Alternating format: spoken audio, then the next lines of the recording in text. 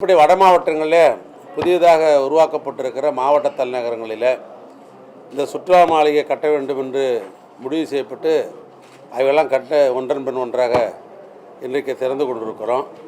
பிரதம அமைச்சர் அந்த அளவுக்கு இறங்கி பேச வேண்டிய அவசியம் கிடையாது. ஏன்னா ஒரு பிரதம அமைச்சர் இந்தியாவில் இருக்கிற அத்தனை மாநிலங்களும் ஒருமையாக தான் பார்க்கணும், ஒரே கோணத்தில் தான் பார்க்க வேண்டும். அவர் சார்ந்திருக்கிற பாரதிய ஜனதா மேடையில் அப்படி பேசியிருக்கிறார்.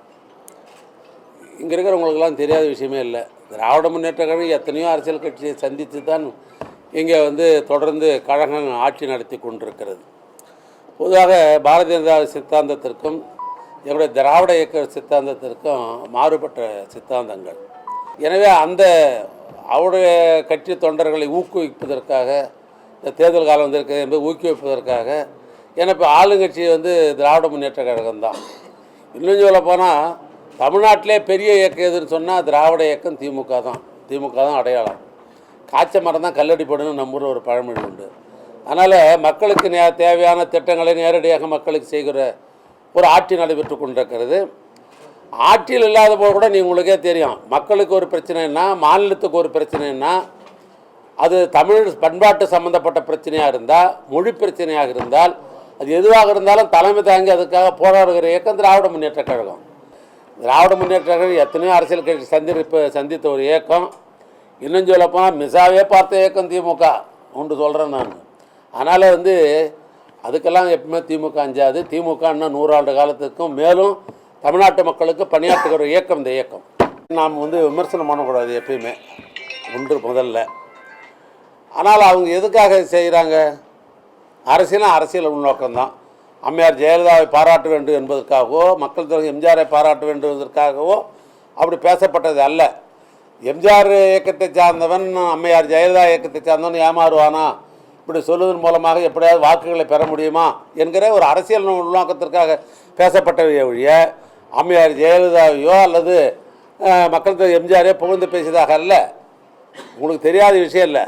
அதற்கு ஏற்கனவே நடைபெற்ற நாடாளுமன்ற தேர்தலுக்கு முன்னால் நடைபெற்ற நாடாளுமன்ற தேர்தலில் அம்மையார் அவர்கள் இன்றைக்கு திராவிட முன்னேற்ற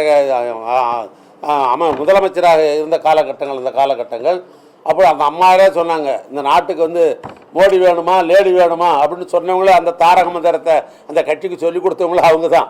அதனால் அதுலேருந்து அதிமுகவுடைய தொண்டர்கள் எப்பொழுதும் அந்த இயக்கத்தின் பின்னால் தான் இருப்பாங்க. ஆனால் யாராவது ஏமாற மாட்டார்களா, அதன் மூலமாக வாக்குகளை பெற முடியுமா என்ற அடிப்படையில் அந்த வார்த்தையை அவர் பயன்படுத்தியிருக்கலாம் என்று தான் என்னுடைய கண்ணோட்டம். திருவண்ணாமலை மாவட்டத்திலே நிறைய குண்டும் குழியுமா சாலை. அதாவது நீங்கள் எக்ஸ்மிஸ் ஜெயக்குமார் என்று அவர் சென்னை வாசி, ராணிப்பேட்டை காந்தி சொன்னார்னு சொல்லுங்கள், ஏன்னா எங்கள் ஊருக்கு போய் வந்திருப்பார். இல்லை அண்ணன் துறைமுருகன் போய் வந்தார்னு சொல்லுங்கள், அதை நான் ஏற்றுக்க தயாராக இருக்கிறேன். இல்லை ஏற்கனவே முன்னாள் மந்திரிலாம் இருக்கிறாங்களே, இங்கேயே வீரமணி இருக்கிறாரு, அக்ரி கிருஷ்ணமூர்த்தி இருக்கிறாரு, சேவூர் ராமச்சந்திரன் இருக்கிறாரு, அவங்க யாராவது சொன்னாங்களா இதெல்லாம்? இந்த பகுதியில் அவங்களுக்கு தெரியும் என்ன நிலைமைன்றது.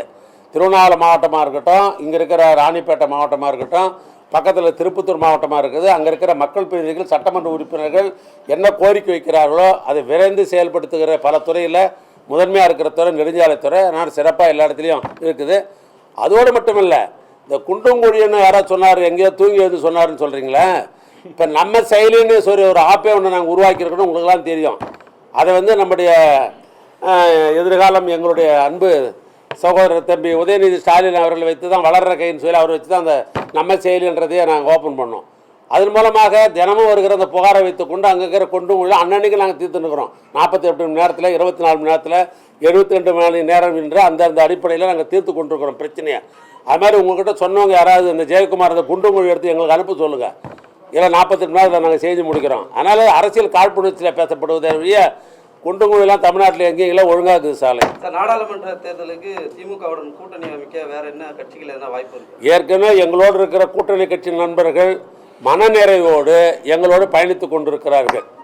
இந்த ஏற்கனவே நாடாளுமன்ற தேர்தலில் எங்களுடைய தோழமை கட்சி யாரெல்லாம் பயணித்தாங்களோ அவங்க இன்றைக்கும் பயணித்து கொண்டிருக்கிறார்கள்.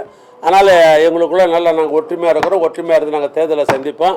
இல்லை இடைத்தரகர்கள் யார் எதை பேசினாலும் அதுக்கெல்லாம் நாங்கள் கூட்டணியில் இருக்கிறோம். நாம் அதெல்லாம் அஞ்சுறது கிடையாது. செய்திகளை உடனுக்குடனும் துல்லியமாகவும் தெரிந்து கொள்ள சப்ஸ்கிரைப் பண்ணுங்க.